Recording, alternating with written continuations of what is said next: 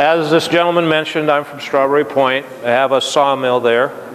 The sawmill, the business was started in 1960 by my father, who bought an old sawmill in 1960, which I'm still using. And it's called the crab mill, and it's basically an antique, outdated, but it has the benefit that it has 3 dogs that hold the logs to the carriage. And the back 2 dogs will go together to 18 inches. So I can saw a log 18 inches long and 40 inches in diameter and hold it, which gives me the opportunity to turn or cut these gunstock blanks if the crotches are perpendicular to each other. If I cut it the same way, I would cut one of these wrong.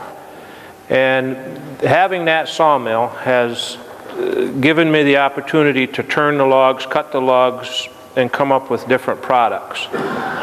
Originally, Dad started just cutting gunstock blanks. And he just basically discarded the rest of the stuff because he was just cutting stuff off the farm. And so his costs for his products were down. But as things started to get bigger and he started to pay for logs, he had to come up with secondary products. So he came up with the bowl blanks, and then we started cutting basswood or carving wood, mainly out of basswood, cherry and walnut and butternut. And then in 1964, he sold a semi-load of wood of gunstock blanks to Browning that went to Belgium. And then again in 1966, he sold another semi-load of wood that went to Belgium. And I can remember in '63, we were still carrying water in from the pump to the house to drink. And in 1966, we had toys and an air conditioner and a shower. So, because I was only like 9 years old. Let's see, I was 9 years old in 1960. And things just progressed, and as things progressed, we needed to come up with more and more byproducts for things that didn't make gunstock blanks, carving wood, or bowl blanks. So then we started cutting pieces like this. We would save our fancy pieces, and we cut duck call wood, chessmen, and right now I have a really good market for the 2x2x5 for duck calls. But they're really finicky people. They want to be able to pick up a finished call, and they want to be able to turn it and have figure all the way around. Well, on domestic wood, that's difficult unless you're right smack dab in the middle of these crotches. And that's what I try to do in a lot of these. This piece is exceptional right here. It's right out of the center of the crotch. And we've cut pin blanks, we've cut anything you can pretty much think of, we try to have. And I learned that lesson when I was little. Some guy came in and asked my dad if we had wood for an airplane propeller. And I thought, man, we don't have airplane propellers. And Dad kind of pushed my hand over my mouth and he said, what dimensions do you need? And the guy told him the dimensions, and Dad said, yeah, cut them all the time. So, you know,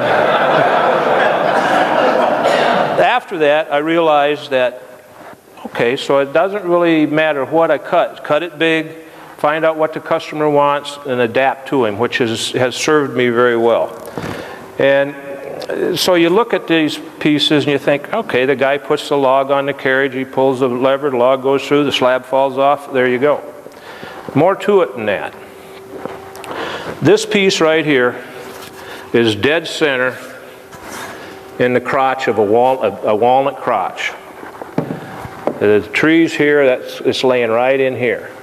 This piece came out of a log probably 4 foot, 5 foot long. And the reason it's only that long and not 8 foot long is because it probably had a perpendicular crotch on the other end. So once I get this on the carriage, I got to be true to the world this way. I got to be true to the world this way. And if I'm off a 1/4 inch down here in 5 feet, I'll be off 1.5 inches down here. So I'll skin these around and play with them till I get this exposed. And then I'll lay it on the carriage and I'll play with it, I'll shim it, and I'll pull the dogs out. And then when I finally get one, hopefully, I've hit it dead center. And that's what makes it good. This stalk and this stalk are both dead center cuts out of a tree, laid out totally different. This stalk is laid out going up this way. And they'll go on two different kinds of guns. This will probably go on an over and under. That'll have a through bolt through it, and the bolt will absorb the recoil from the shot. This one will probably go on like an over and under, or a side by side. This perfectly quarter sawn. You probably can't see it from there, but then that recoil will come back on the wood evenly. It won't. Hopefully, it won't go off to one side and break.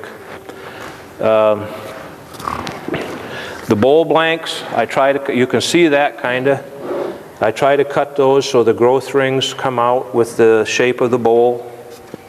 Some of the figured ones don't work that way because you're going for the figure, not this centered. You can see this one's centered, that one's centered.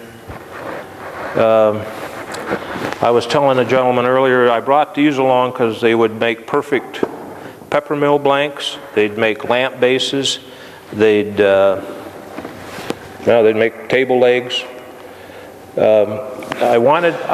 When Mr. Hewlett, is that the guy's last name? All right. When he asked me to speak, I either didn't hear it or you didn't tell me there'd be this many people. So I was mentally underprepared. So I brought pieces along just to kind of explain some different things. Most of you are probably familiar with spalded maple. It's the early stages of decay. It's a fungus that's in the wood, and do you remember the guy's name from Wood Magazine? Marlin Kemet did a big study on it years ago, and at 80 degrees and every 10 degrees from there up, and humidity-wise, it doubles. The fungus growth doubles.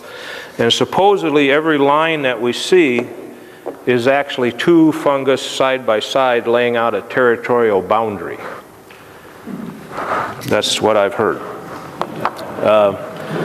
This bowl is white ash, and it has kind of that olive wood figure in it. This was a gift to my daughter on her wedding last September 12th of 2012. This piece was on the tree February of 2012.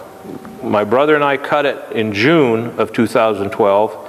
I sent it to a turner in Minneapolis. He had it back to me by the end of August for her wedding. So that's about the fastest turnaround I've had on a green piece of wood. And his theory is soaking them in alcohol. I know the theory, but not the process. He gets wood from me, great big pieces, turns them rough, soaks them in alcohol for a week to 2 weeks, turns them, and he's done with them. This bowl, this one are all done by professional turners. This one's done by Dick Singh. Any wood turners will know that name. He's got a lot of articles out.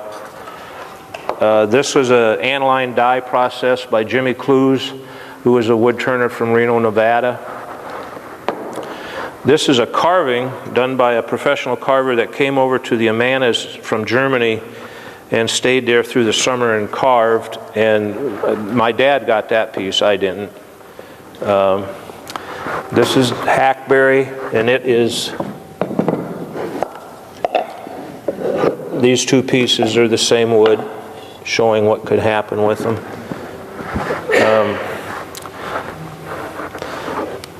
This ash, this ash is the same as this one. This is Paw Farrow, Central American wood, South American wood, turned by a turner in Birmingham, Alabama. This bowl is English and Claro, and that line down the middle is the graft line. The English walnut nut that you buy in the store is from here, but the Claro root is much stronger and a healthier or sturdier or hardier root system, so they graft the English to the Claro root. This is English walnut in this segmented bowl. We've got the ebony. Oh, this is briar. This is Spanish briar, what they make their pipes out of. This extremely, extremely tight burled figure. You can see it, but compared to big leaf maple burl or ash burl, it's way smaller. I brought this stuff for anybody that does Christmas decorations, wants to do relief carving or scroll saw carving. And this piece wood, this is a carving by Mark Harmon. Some of the carvers might know him. He showed here at the show in April. And the growth rings have pulled out the thigh, the breast, the stomach, the buttocks, and the shoulder blades. Perfect centered growth rings. And this piece would do that exactly. And that's when I mentioned earlier that I try to center the log with the growth rings. That's how I came up with, or that's how he came up with this, is by me dead centering the pieces of wood. Sometimes, I wanted to mention about wood carvers. You know, we mentioned about dry wood, green wood. I'll get a carver come in that wants a piece of wood dry enough that it won't crack, but green enough that it carves easy. Yeah, well, yeah, good for you. You know, they're just wood carvers, wood turners, and gunstock people are extremely different personalities. They're all wonderful personalities, but different. These guys are either purists who are side-by-side hunters who wear the tweed hat, you know, and the Orvis boots, or they're guys that just want a cannon to go out and shoot up the timber. The wood carvers, man, I've had wood carvers come there and look at a piece, not so much basswood, but they'll look at a piece of wood for hours, and they'll tell me what's in it. Well, I know what's in it. It's butternut, you know. But they'll see all these things and they'll come up with this great idea, which I have the inability to see it before it's carved. I can recognize it when it's done, but I don't see it before then. I did want to mention, this bowl. This bowl, not because of the uniqueness of the bowl, but the uniqueness of the story that goes with it. This bowl was turned by a guy in Alabama, and he got these carved skulls from a guy that went to Guatemala. And every summer he'd go to Guatemala, and the first summer he went with 2 sewing machines and a bunch of cash, and he paid to some women down in Guatemala to make him clothing. Made some money, went back, sold it, went back next year with 4 sewing machines, more cash. Well, he kept doing this till he ended up with like 20 machines. He went to Guatemala and he got murdered because he was hauling around all this cash. And this is supposedly some of the skulls that he brought back on one of his trips back. I always thought it was an interesting story. Kind of morbid, but an interesting story. I don't know if anybody looked at this piece, but this is feather crotch, curly walnut. It's got curly figure all the way around it, and I didn't know how to describe it, to how you as a woodworker could use it. It's 3.5 by 5 by 20. It would make one big, like restaurant style pepper mill. It'd make 4 fancy bowl blanks, 5 inches square, 8 duck call blanks, or 80 pin blanks. So, you know, the smaller you go, the more your value increases. I sell a lot of little stuff for little carvings. These are awls, or is out of Goncalo Elvis, which is a Central American wood. The pizza cutter is box elder.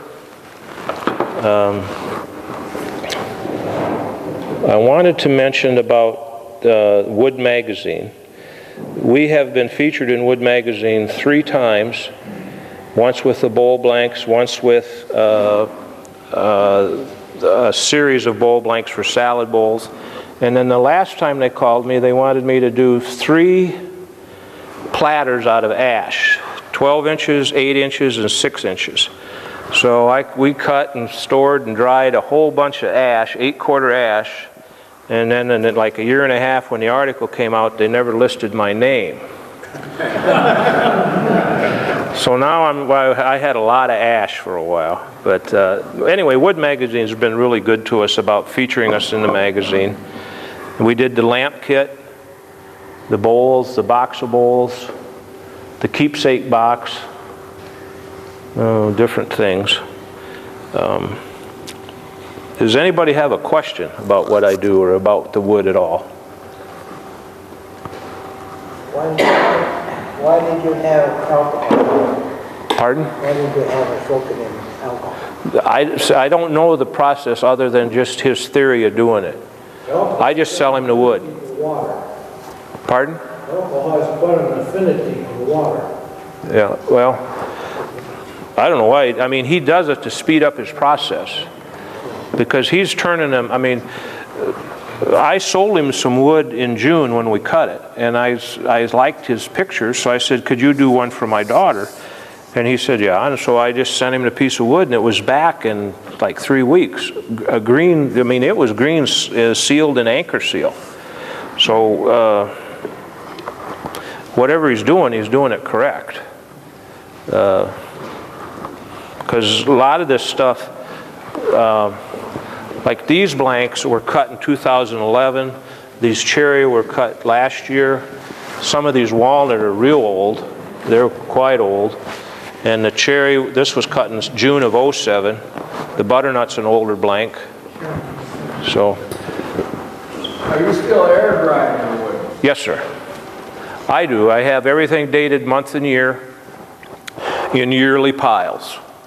And so I follow that rule 1 year to an inch for drying time, except that gets thrown off tilde if what I put on the bottom in April is going to dry longer than what I put up here in July, but it's so much hotter up here. And then the butternut dries so much faster than maple or cherry or walnut. It's kind of a judgmental thing. We started weighing some of the wood, writing the weight on it and the date, and then we'll pull it out 2 months later and weigh it again and see what percentage of moisture we're losing, which works fairly well. You know, there's some woods, and then especially on basswood, I can cut 2 pieces the same day and cut them exactly the same size, and one will weigh 9 pounds and the next one will weigh 12 pounds. And other than coming out of a different log, there's no difference. So the density of basswood must vary a lot. Some of the carvers would have to address that more than me. There was a question up here. Don't you usually kill them finish drying? Say again? You just air dry down to like what, 12% or something, and you're going to kill it and go the rest of it? I've never really checked the moisture. We know how long they've been cut, and if it's what it's going to be used for. Like the gunstock blanks, I don't know if these are dated or not. We don't kill anything. No. I don't think he did. Oh, I didn't. I thought he asked me something about air drying. He did, if we air dry and then kill. No, just everything's air dried. Yep. The professional turners, are they pretty consistent in their charges? Or does it vary a lot? And what they charge? To turn a bowl for you? They're like the one gentleman addressed, it's so hard to get out of your wood what it's worth. Well, this guy, this Jimmy Clues, this isn't a Jimmy Clues bowl, but it's his theory of using color. He gets huge prices for his bowls and gets it. This guy, Dick Singh, is the one that wrote all those books and does all the seminars, so he gets his price. This guy is just a prisoner down at Fort Madison. So,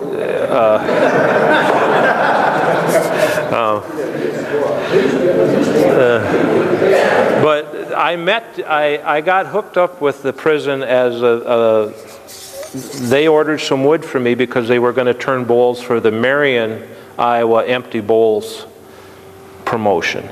So they bought quite a few that time, so I offered to donate a few. And then the gentleman that I dealt with offered that they would turn me some for me being generous to donate the wood to them. So that's how I ended up with them. And then I gave some of them to the Starmont, which is our high school's Dollars for Scholars. But the guys that have the name and they get pretty much big money for their bowls. You know, the thing is, Randy, yeah, they have a name and everything. They're not making money selling bowls. They're making money selling tools and books and stuff. That's how they make a go of it. Okay. Yeah, you just, any of those guys. They're all hawking some tool somewhere. They're hawking something else. Yeah. Because this Dick Singh does that school in North Carolina twice a year. I don't know what he gets. And then he'll be hired by Delta or somebody to demonstrate their lathe at... do some of you turners know the name Rick Reeves? Oh, yeah. Yeah, Rick used to demonstrate for what, Jet, Delta, and the guy from Shopsmith would be there with 3 tools, quarter-inch tools, turning a dowel round. And this Rick Reeves would show up with a 2-inch gouge and turn a wine glass. He was that good. So, He's not, I tried to get him to do a demo here. He doesn't even own a lathe anymore, you know. And he said, no, I haven't turned for 10 months. He says, I don't really want to do anything right now. well, he was good friends with my dad. He turned 4 or 5 hall trees for my dad. You know, we got these great big hall trees. And he was truly probably one of the best spindle turners there ever was. I mean, yeah, spinning wheels. He wasn't a bowl person, and another guy that we know did a lot of marquetry pictures and got a big price for him. And this Rick Reeves thought, well, how hard's that? You know, so he started doing a marquetry picture of the United States, and he set it up. He ended up with Ohio and the Atlantic Ocean, and he figured it was harder than it looked. So he stayed with his turning the spinning wheels and stuff. Back in the area. Yeah, down. Yeah. Any other questions? Yes, sir. You ever get any Claro walnut? Yes. In fact, I have some now. I have some Claro rifle stock, some Claro shotgun. Cooper Arms in Stevensville, Montana I've sold them some wood, and they use strictly Claro. Do you have Claro growing in your... Oh, no, that's a California walnut. Yeah. It's, Claro walnut which is this side here, is real vibrant in color, but it's less dense than our American walnut. And then this is English, which is really like your old European shotguns came on French walnut, Circassian, and then there's Bastogne, which is kind of a hybrid tree that never had a bitter nut and a sterile tree, but the wood's real pretty. And I have a few blanks of that. What exactly is Claro walnut? Claro? Yeah, what is it? It's just, it must be a big tree because they cut huge slabs out of the pieces that aren't gun stock quality. Like we have black walnut around here. Yep. We have Claro walnuts. Claro is California. I should have brought a piece of myrtle wood, which is Northern California, Southern Oregon. That I forgot to do. Mainly I cut walnut, cherry, basswood, ash, butternut if I can get it anymore. I can hardly get butternut logs anymore. And then when I do, half the log will be no good and half of it will be okay. And there's bug work practically in everything in butternut anymore. I don't know, yes sir? I noticed the blanks appear to be polished and finished. Is that maintain a constant moisture? 2 reasons. The feather crotch is so much denser than the straight grain wood, so this thing's always kind of floating around on me. And then just to show it off a little bit. If I didn't clean them up, you know, they'd be all dirty and dusty, and they just, the amount of time and expense of sanding them and putting a finish on them, I get back by the stock looking presentable. Do you control the temperature that you air dry at? By placement in the building we do. Like the bowl blanks that we cut this year are thrown in a bin that's on ground level of a dirt floor. We got pallets in there. And I told my brother today when I left that to take stuff out of the 2011 bin and take across the road upstairs. And it's hot up there. In the summertime, it's way over 100 degrees up there. So we're cooking them after a couple years. And we'll lose probably 10 to 15% of stuff's going to crack regardless of what we do. Because if you walk in and look at our pile, there'll be a pile there 8 foot tall, 48 by 40, and you can look at the ingrain and there'll be 3 or 4 pieces there that just popped. And they'll be right next to 6 pieces all the way around them that are perfect. Why that one piece popped, just, I don't know. It's just kind of... You seal the woodwork. Everything is sealed. I don't know if you can see this. It's a high melting point, high flash point wax. And like these are just dipped. So we just dipped the ingrain on these. But on the gunstock blanks, we dip the ingrain and then we take a brush, and this was 100% covered. Both sides would be covered. I probably covered this. This I probably didn't. Same with this. This would have been covered, but I would have only covered this much of it. I would have left this exposed. Because if I seal it up 100%, man, it'll take forever for it to dry. And the anchor seals, this same theory behind anchor seal, only this stuff, this wax, we can get really hot in the wintertime. And when the wood's frozen, we can dip the wood in there and it'll spit and pop and stuff, but eventually it'll melt the frost out of the ingrain and then the wax will stick. If I was using paraffin or a lesser grade of wax, it would catch on fire before it got hot enough to melt the frost out. So, yes, sir. What can you get for one of those gun stocks? Something of this quality, probably $300.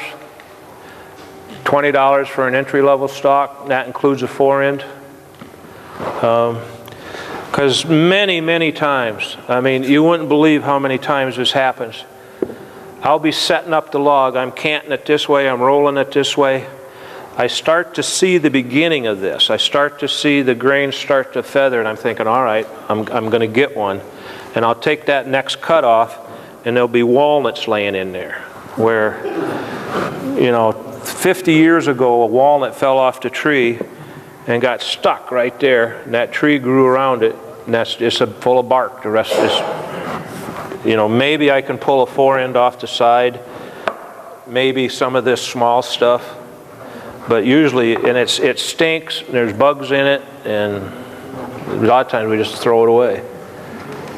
Can you tell some stories about other things you found across the tree? Oh, yeah. Cement from porcelain insulators. This is stuff we've hit with the sawbill, with the blade. Snake. This one I didn't know. Dad said it was a Model T wheel, where the wheel went on. Somebody stuck that in a tree. Barbed wire. We got a history of, you know, where there was the big flat stuff with the big points and nails. Hit a lot of nails where deer stands went up. And it never fails. It's always after you put in new teeth. I put in 33 teeth, and a set of teeth cost me $100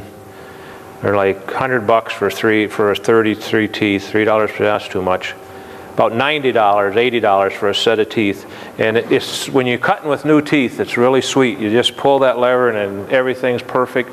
Bing! And then you never hit just one, because barbed wire, there's usually 4 barbs. You got to hit all 4 of them. There was... How much time to cut a gun blank? Pardon again? How much time does it take you to set up and cut a stock? Well, everything comes over to me. I got a bandsaw, a 36-inch Northfield bandsaw. It has a 19-foot blade on it and 2 teeth to the inch. So it's a very aggressive blade. And the plank or the flitches will come to the sawmill to me. They'll be 20 inches wide, 4 or 5 feet long, 2 5/8, 3 inches thick. And I'll take them up there and drop off the bowls, maybe take a spindle or 2, and then start setting these up. Well, these are easy. because these really good ones jump out at you. I mean, you just can see them. In the entry-level ones, the $20 were easy. But it's hard to pull out those $35, $40, $70 ones, you know, and then you don't know if you should go bowl blank or you should go gunstock blank. But to actually cut them out doesn't take very long. You know, you just, hopefully you hit it, because if you cut through it wrong or something, then it ends up shorter. You know.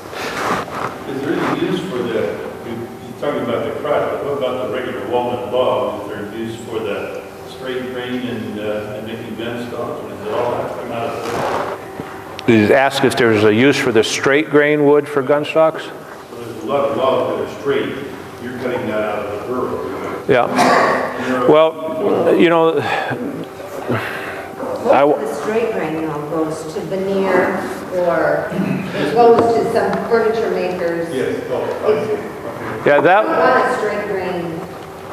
that quality of log I seldom get because of just the cost of getting it, and it's not what I'm after. My mill, like I said, is really old, so if I was trying to cut a 10-foot long board and I wanted to cut 4/4 boards, just lay them down, I'd be all over the place with it. So that I can cut my stuff and get it. Yeah. You ever cut stumps? Yes. We used to, years ago, before now the veneer buyers, you know, they dig down around the tree to cut it off. Well, when we were doing it, they'd just cut them off 12 inches above the ground. Well, then we had something to work with. But now we don't, so we don't so much anymore. Because every root has a pith. This is the tail end of the pith of the limb here, and the pith of the heart was down here, right here. But every root system, every root that goes in the ground is bringing one of these into the trunk. So you have to have a huge trunk, and you have to have something above the ground to get anything. And stump wood is real porous and real lightweight, but very, very colorful. Lots, I mean, I don't know why, but it's got lots of color in it. Any other questions?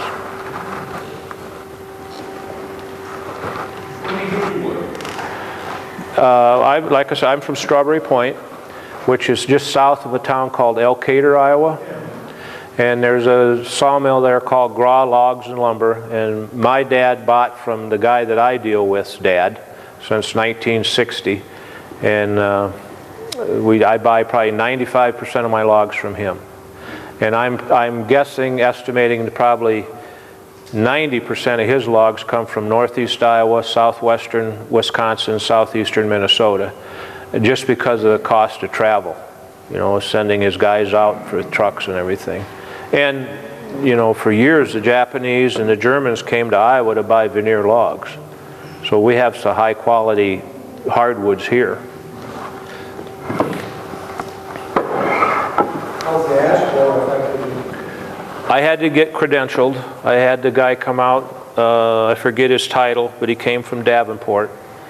And I did all the paperwork as far as if Clayton County would ever get quarantined, I would have to burn the slabs, any limbs or leaves, and then the sawdust from my sawmill is small enough that it qualifies not to have anything else done to it. It's under a ½ inch. But you see, the outside bark, and I guess in an inch, is the only bad part about the ash borer. The lumber is still good. So me as a sawyer, I got to deal with the bark, the leaves, the limbs, and the sawdust.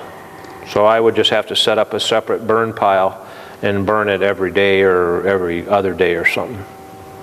And the process of getting credentialed was real easy. The ash borer came to the United States from China and went to Detroit on pallets or on a load or something, and then it went from Detroit to St. Joseph, Missouri on a semi, I suppose. And when it first became, when the DNR guys or whomever became aware of it, they thought it would seep like oil seeps. You know, you pour oil in the ground or on a shirt, they thought it would just kind of spread. Well, what they found out, it's leaping over areas because it's being transported. It's not progressing because of the bug, it's progressing because the people are moving it. And that's why the restrictions on firewood and stuff. Yep. You have a size that you won't cut, for example, a lot of times there's limbs and trees that have crotches and things in them. Are you able to use a limb log? Typically, I don't go under 14 inches in diameter. And that's just because where these two, like I mentioned, where the two centers or the two piths come together, there's no room left inside. You know, I think you could probably cut slabs off and it would make benches or table. You could fabricate them into free-form tables and stuff, but that's just not what we're doing. I mean, there's always a use for something, but you know, it's finding the person that's interested in it, I guess. I sell cane blanks, so sold a lot of those. I was told to bring one, I didn't. But, you know, somebody mentioned a honeydew list. Well, Halisa comes up with these honeydew lists, and I say I'll get to it. What upsets me is every 6 or 7 months she brings it up again, you know. I don't know. Any other questions? Yes, sir. Are you getting locusts or Kentucky coffee and that kind of stuff? The honey locust I've cut, the black locust, and the honey locust is to me is really pretty, but it was really a user unfriendly wood. It cracked so bad on us, and the bugs got to it fast. So I have trouble with ash, hickory, honey locust, the basswood for sure. They just, like we buried a couple ash logs a couple summers ago, got behind some stuff, and we didn't find them till like October. And they'd laid there since April or May, and they were just they were terrible. And that's pretty fast for that to happen. Butternut could lay in the timber for years and it's still good. Walnut will be good if the bark is still on it. I get people occasionally, they'll say, well, we cut down a walnut tree on our farm and we put it in the garage, the whole tree, and they want to know when it'll be dry. Well, never, because the bark is one of the most natural and perfect insulators ever, and they get frustrated hearing that, but it will not dry. And if it's ash or cherry, it's just going to rot. Basswood. Anyone else? Yes, sir. You said you get your lumber from another lumber company. I get logs from another lumber company. Do they call you and say, hey, we got this log, you want it? Or? Well, if you would see some of these logs that come in, you see why he's calling me to sell them, because nobody else wants them. Commercial mills, as the way I understand it, they're hydraulic turners. You know, we still turn everything with a can hook. Their hydraulic turners are set at 6.5 feet, so anything under 6.5 feet, they can't cut. So if he has his guys out in the timber dropping off veneer logs, and they take an 8 or a 10-foot veneer log, and there's this other piece, well, he thinks of me, brings it in. Now, I'm sure I'm buying it, in his mind, discounted, but in my mind, he's selling me stuff that he would leave in the timber. So, but he's truly been a good person for me to work with, so I'm not going to rock the boat on it at all. Do individuals sometimes try to sell you their logs? Yeah. But those machines that they move LP tanks on, some guy came in one time from like western Iowa with a huge walnut veneer log, and he wanted to sell it. Well, there's no way that guy paid for that log, because why would he drive 150 miles, 200 miles to sell me a log? That just didn't make sense. But the best story on that is there was a logger from over by us that had a kind of a bad reputation. He'd swindled a lot of people. And my dad was a sucker for him for some reason. I had him in Sunday school when this guy was a boy. Well, he came into our place one day and he told my dad that someone had stole all the batteries out of his truck. And he said if Dad would buy him new batteries, he'd pay him back. Well, Dad wrote him out a check for like $300, cashed it in like 35 minutes, and we never saw him again for 2.5 years. And I said, Dad, you just got ripped off. And yeah, he didn't want to hear it. And then one night, we married then? One night about 6:30, I looked out the window and here come a great big pickup with a light on it and another pickup behind him pulling a gooseneck trailer. He pulled down into the sawmill yard, unloaded a bunch of logs and left, and he just yelled at me as he was leaving. He says, there's your $300. There's no way that whoever those logs came from got paid. Because it was in the winter, it was dark. You could see him coming with the lights and big pilot truck and stuff, and that was, but what am I going to do? I don't, so just cut them up fast. You haven't said anything much about oaks. Do you do much with those, oak trees? Quarter sawn white oak. I've cut some 3x3 legs for some guy was doing the mission style furniture and wanted the quarter sawn oak. But see, that I could do because the leg didn't need to be 8 foot long. I could make 36s or 42s or even just 21s or something. And then oak burl, if I could get hands on burl, I would cut bowl blanks or anything out of that would, yeah, the duck calls. I have a hard time getting good quality burl. The really good stuff goes to veneer and is sliced. And burls seem to be either good or bad. There's not like a big, well, that piece is like 80% good or 50%. It's not. It's either bad or good. And I can't afford the good ones because, like I said, it'll be sliced up for veneer. Is elm stump or root any good? The red elm, you mean? Or the red or what is their elm? Well, the American elm or the piss elm, no. But the red elm, I think, is the one that grows with the taproot. It has more of a carrot type root rather than one of these bronchial or whatever they call it. So I would think yes. But when they fall over, that's where they break off, is right there at the root system. I've had trouble with red elm. I cut it and it's beautiful. It's got this amber color. It's got these beautiful growth rings and graining. But when it dries, then all the growth rings separate. It gets that shake in it, or that's what I call it. I don't know what the professional term is. It's pretty wood. I've got about 3 in my yard that I've cut down and could, if I get ambitious, and dig the stumps out. That I really can't give you an honest, educated answer what you'll find. They're not piss elm because they didn't stink. Yeah. But what we have cut, we have sold to bowl turners, and everybody's been pleased with it. But my percentage of loss is greater than the other pieces of wood because of that separation between the growth rings.